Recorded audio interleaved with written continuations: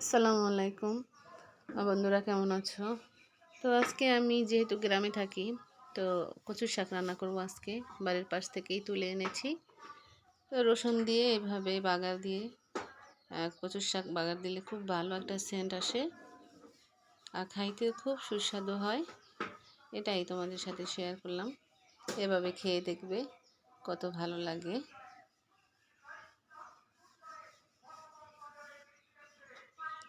কচু শাক শরীরের জন্য খুব ভালো, খুব উপকারী। হ্যাঁ, দেখো কালারটা কত সুন্দর আসছে। একদম তরতাজা কচু শাক বাড়ির পাশ থেকে তুলে আনলাম। তো দেখো খুব সুন্দর হয়েছে, দেখতে খুব ফাইন লাগছে এবং খাইতেও খুবই সুস্বাদু লাগতেছে।